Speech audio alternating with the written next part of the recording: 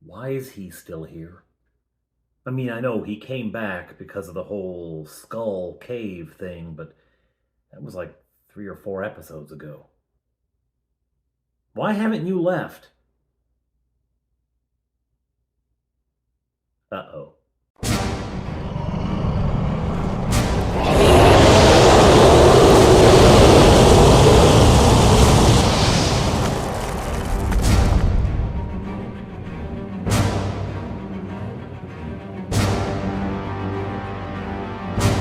Hello, everyone. I'm Father Aaron. Welcome to The Dungeon Minister! Okay, so our heroes, if you haven't caught up, you can do so by, well, the card is there, but Anyway, you can look at the last episode and find out that our heroes, just to quickly run down, our heroes, Bob Johnny and Fleetwood, the 5th level elves, Touchberry, the 6th level halfling, and Fowfire, the 6th level thief. Getting close to 7th, but these heroes are heading back to their home base of Honeywood on Ents. They have taken the Ent taxi service and are on their way back. Actually, the Ents are not just taxis, they are coming to help in the battle against the werewolf army, led by Ivalyo, the chief of the werewolves, and Bargle. Bargle! Nerddom has had it in for Bargle ever since he killed our sweet, sweet Alina.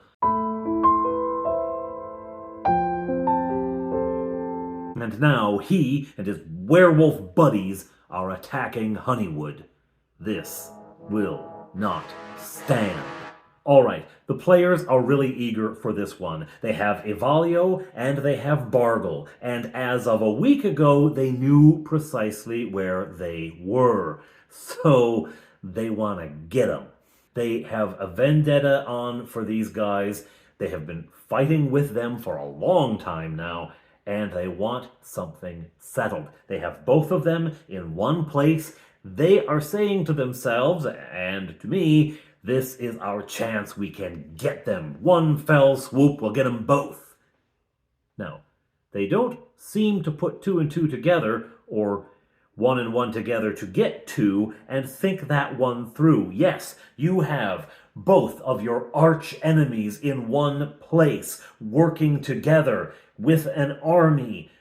Both of them together, meaning that fighting either of them is going to be harder because the other one is there.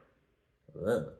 So they haven't really connected that. They haven't thought through how difficult this is probably going to be. They haven't thought through the fact that these 3 Ents, while they are very tough, did lose to this same army and this same wizard not that long ago. Right? Now, what they're telling themselves is, sure, they lost to these guys before, but the Ents didn't have us with them last time. This will be different. Okay. So, they're going to go ahead and essentially risk it.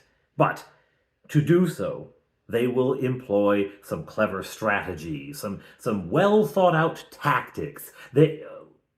Oh, they're just going to charge right in, are they? Oh.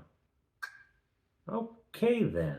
First, however, we have to get to the battle, and they are starting a good distance off, a journey that would take them 4, maybe 5 days, because it is through thick forests, right? This is difficult terrain. However, they're riding on Ents, and Ents can traverse the forest very easily. They come across a fallen log, they don't have to scramble over it. They can just step right over. They come across a stream, they don't have to find a good place to cross. They can just step right over. So this does cut down the travel time considerably, and it's about a day and a half, and they are coming to areas that the players know, that the characters know. They're getting close to the road between Honeywood and Kilmarnock. Now, they're coming to this road slightly north, so the road they will come to will actually be the road that goes up to the keep. The road from Kilmarnock curves and goes east to Honeywood. but there's a portion of it, an old, disused, overgrown portion, which continues up to the keep. That's actually going to be the road they cross, but not before they pass the lake and its associated bluff on the eastern shore, overlooking the lake, the bluff in which they had found lots of caves, where they had searched for Ivalyo and found traces of his having been there, but did not catch the wily werewolf leader that time. So they come to this area, and as they do, Thorn, you remember the Ents are named Oak and Ash and Thorn. Thorn, the sort of wizened, wizard Ent, says to them, This area was once the heart of a great civilization. You can see the ruins in the forest now. Human kingdoms rise and fall. Human kingdoms go to war. They defeat, they defend. But the forest persists and claims all in the end. which is perhaps not comforting to people who are on their way to try to rescue a town, but oh well, there it is. About halfway through the second day, they arrive at that road that goes to the keep, and here the Ents ask the characters, What do you want us to do now? Where should we go? You know this land better than we do. We are out of our own woods now. Yes, what would be the wisest path? I don't know what they're going to do, right? I don't know if they're going to take the road, because that could travel even faster there. The Ents could really get a move on there, or what they're going to do. They decide, no, let's follow the woods as far as we can and get north of Honeywood and come down at the river. Go through the woods until you reach a river, and then we'll go down to Honeywood, because they figure that the werewolves won't expect them from the north. They won't be looking for attack from the north or rescue to come to Honeywood from the north. If they're watching the road, if they're watching for rescue to come, it's going to be from Kilmarnock. Now, there are things happening in Kilmarnock that the players and the characters know nothing about, but that is their operating assumption, and so the Ents carry them through the forest to the north edge of the farmed land around Honeywood. It is at the close of their second day of travel that they arrive there, and they can see far to the south. I mean, it's difficult to spot. It's a ways away, but they can make it out. Light. A lot of light. More than a town should be giving off, unless it's on fire. They make the wise decision to camp there. They also are exhausted. Although they are riding on the Ents, it takes some work. You've got to grab onto the branches. You have to hold yourself steady. If you've taken a day-long trip in the car, you know it's exhausting, right? So they want to camp there. I will add that their time with the Ents, who are keepers of life, has been a restorative. The nights when they camped, their sleep was perfect, deep and sound, dreamless, and they woke up as refreshed as ever, and they are now up to full hit points, an effect of being with the Ents. This is something like Merry and Pippin drinking from the water in Treebeard's home and starting to grow a little taller. Like, it's affecting their bodies just to be in the presence of these, well, they're magical kinds of creatures. And they're natural, but there's a natural magic to them. Anyhow, they're at full hit points, so they camp.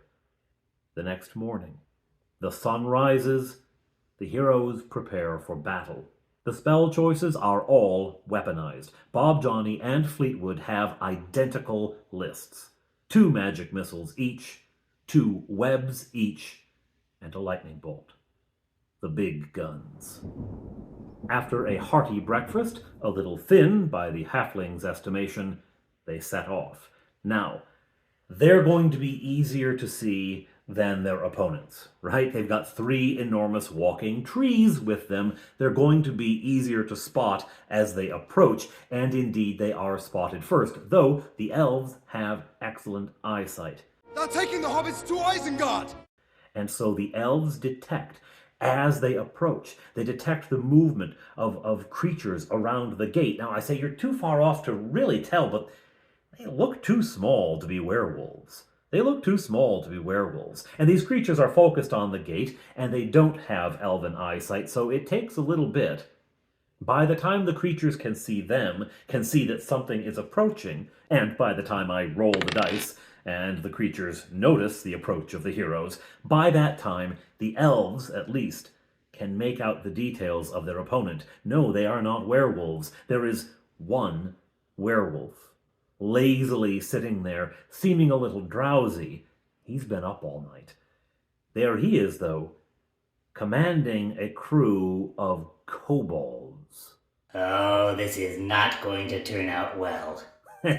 So, the kobolds have been hanging around, right? They have been hanging around after the gnolls were defeated and the kobolds left the gnolls. They said, oh, well, we've had enough of this, we're taking off. So, the kobolds have been hanging around, and kobolds like to have a leader, right?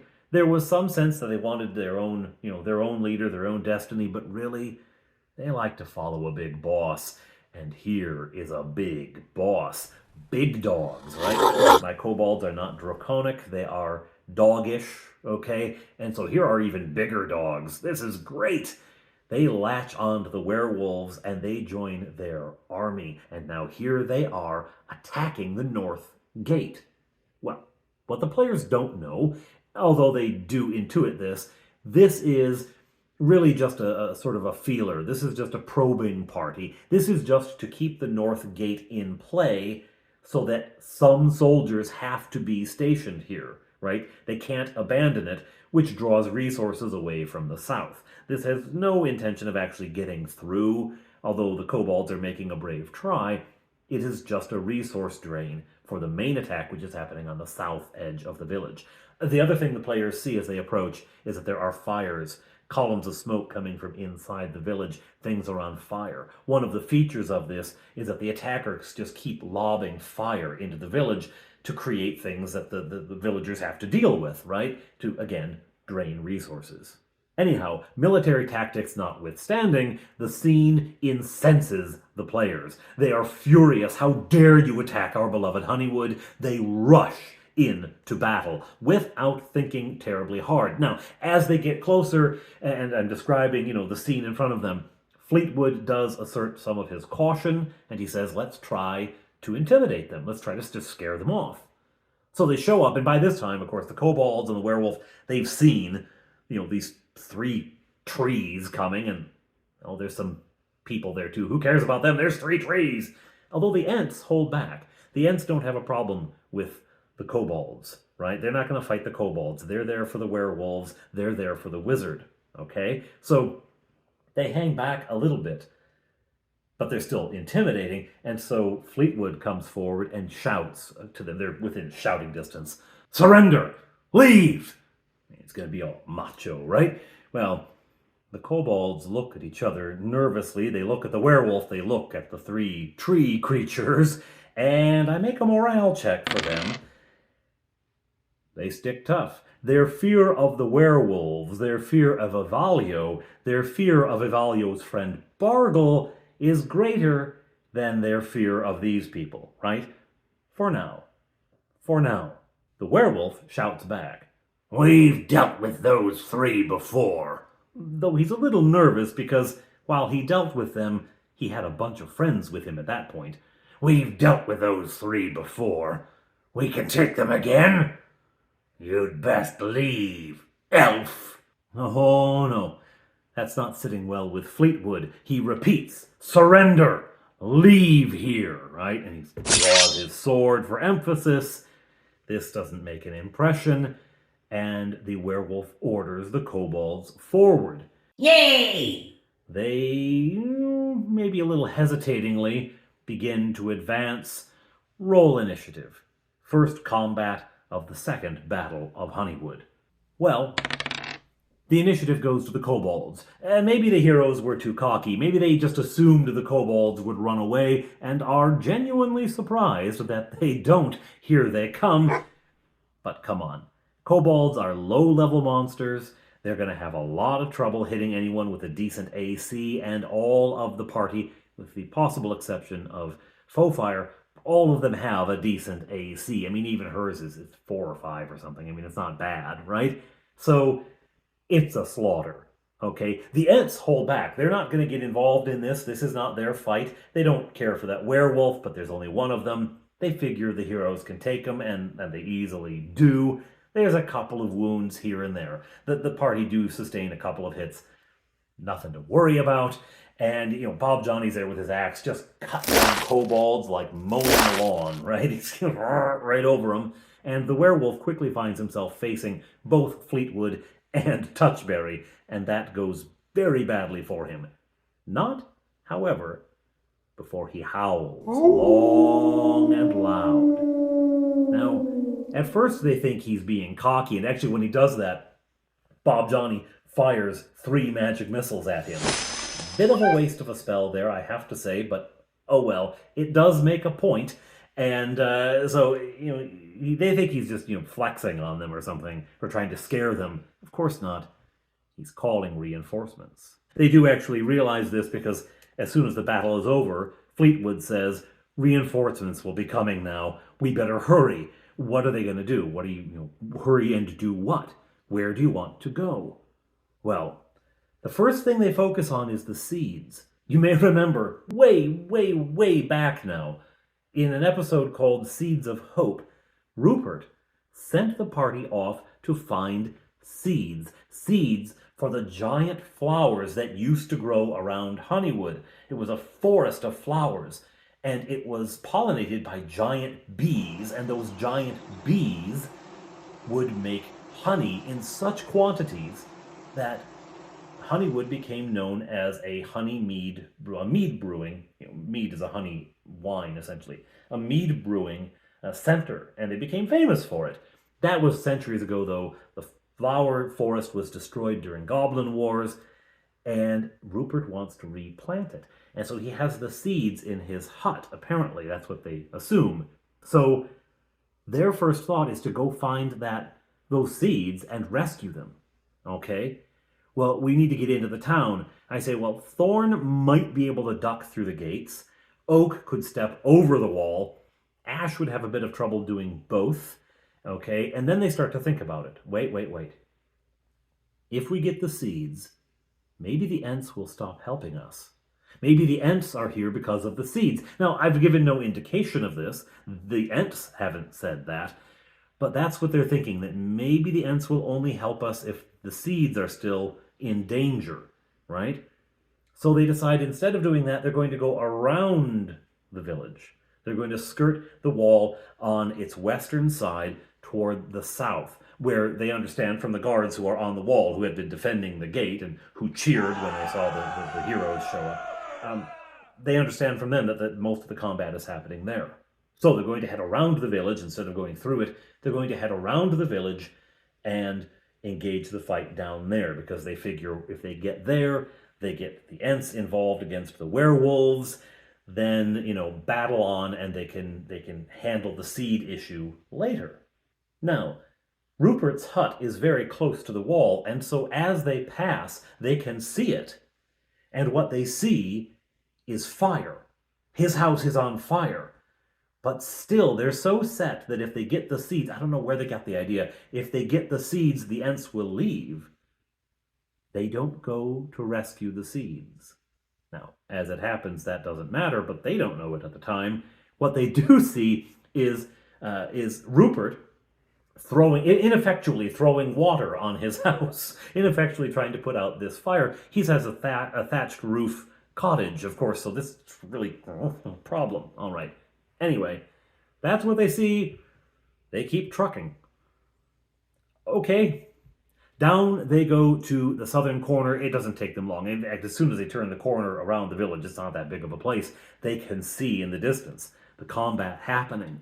There are hordes of werewolves and of kobolds milling around in this southwestern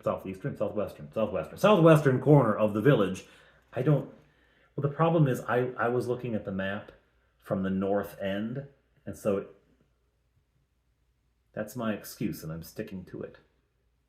Anyway, down at the southwestern corner, this is where all of the action. There are 2 gates down there and a water gate, so that's where the main attack is focused right now. As they approach, of course, the werewolves see the Ents, and they turn because they know this is some serious business. They've fought these guys before. They start to rush out for the attack, and it starts. Now, I probably should have run this as a battle system, like using the war machine from BECMI. I probably should have, because what ensued was about an hour and a half of complete chaos as we lost track of which round we were in, who had done something this round, who hadn't, and eventually I decided that playing every interaction between Ent and werewolf, playing each was just not worth it, okay? We had pulled out every mini we had to be werewolves and kobolds on the board, all right? We pulled out all sorts of stuff. Actually, my middle guy, Touchberry, he got a really cool set of minis and an encounter, the whole thing, one of those the epic encounters or something. I'll put it over there. I can't remember the name of it right now. Anyway, he got one of those for his birthday recently, and it was kobolds, but they're bigger. The miniatures, just the scale, is bigger than what we have for kobolds in the rest of our minis, so we made those the werewolves, because they're kind of doggish, right? So the werewolves come sweeping north, and the Ents get stopped there. They can't just plow through because they're getting bitten and attacked and hacked at from every side. Some of the werewolves have weapons. Some are simply using claws and fangs. So a huge fight happens there, and the party decides they're going to dismount the Ents before the werewolves get to them, and they're going to try to go around to engage some of the kobolds. Inevitably, they get caught up as we move minis. They get caught up with the werewolves, and they're fighting werewolves, they're fighting Ents, they're fighting everything, okay? Bob Johnny starts to get bit. He was actually bit back up at the north, too, one of the wounds, and it's been a while since they've fought werewolves, and so he immediately thought, oh, great, now I have lycanthropy. So no, you have to get half of your hit points taken away by tooth or claw. If the hit points are reduced by swords or spears or something, that's not going to give you lycanthropy. But if you're bitten, clawed, down halfway. So I'm starting to take notes on how many hit points who has taken by tooth or claw, right? Because they're fighting some werewolves, some kobolds. They break through and they end up fighting mostly kobolds, and they can see on the wall there, over the western gate, the southwestern gate, there is Sir Trevor fighting valiantly, blood streaming down his face. He looks like he's about to drop, but he's the most competent fighter there, so he's directing the combat and doing the fighting himself. Also on the wall, as an indication of how desperate things are, is the mayor. The mayor, who is more of a danger to himself if he has a sword in his hand than to anyone else, but there he is doing what he can. Mostly he's helping to fight the fires, because things are on fire. These gates have guard towers, and the north doesn't have this, but down here at the south, there are guard towers on either side of the gates, and these are on fire. Portions of the wall are on fire, houses that are just over fields, farmers' fields that are in the village walls, small kind of plots, those are on fire, right? So the mayor is helping to fight fires and encourage people and occasionally swing a sword if absolutely necessary. But they see him there, Sir Trevor and the mayor, and that inspires the characters, like, oh, you gotta really fight. You gotta save the town, save the village. So they dive in. This is when Ivalyo shows up. Ivalyo, this massive werewolf. He's not a standard, I've built him up, he's got more hit dice, etc. He comes wading into the conflict with 4 werewolves in attendance on him. In they charge like the head of a spear, diving in to the heroes, aiming for the Ents eventually. That's what Ivalyo wants to do. He's defeated them once, he wants to do it again. In they come, but they run into the heroes of Honeywood, and they don't break. They bend, but they do not break. Now, this is a moment the players have been waiting for. They want to get Ivalyo. They want him out. They want him gone. and they unleash their most powerful attacks on him. 2 lightning bolts.